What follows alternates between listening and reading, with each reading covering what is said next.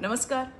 उत्तर प्रदेशच्या गाझियाबादमध्ये 3 अल्पवयीन बहिणींनी 9व्या मजल्यावरून उडी मारून आत्महत्या केली. कारण ऑनलाईन गेमिंग, मोबाईल आणि एका आभासी जगाचं वेड. ही घटना अपघात नाही, हा इशारा आहे आपल्याला, तुम्हाला, मला, सगळ्यांना. स्क्रीनच्या अतिवापरामुळे मुलांची दृष्टी, मेंदू आणि भावनिक संतुलन धोक्यामध्ये आले. मुलं खेळणं विसरली, संवाद थांबला, शाळेत जातात पण शाळेची ओढ संपली आणि मोबाईलचं जगच त्यांचं आयुष्य बंद. कोरियन कल्चर, गेम्स, आभासी टास्क, खरं आयुष्य कुठं हरवलंय? आज प्रश्न फक्त त्या पालकांचा नाही, हा प्रश्न समाजाचा आहे, सिस्टीमचा आहे. डिजिटल साक्षरता नाही, डिजिटल शिस्त पाहिजे.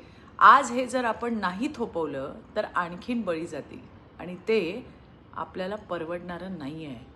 मी पालक, शिक्षक आणि समाजाला आवाहन करते, वेळेत थांबवा हे सगळं.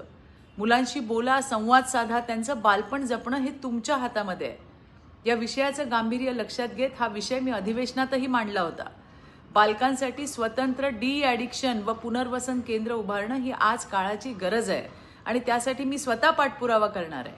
पण या सर्वाची गरज भासू नये यासाठी पालक म्हणून, समाज म्हणून तुमचा पुढाकार महत्त्वाचा आहे. धन्यवाद. जय हिंद, जय महाराष्ट्र.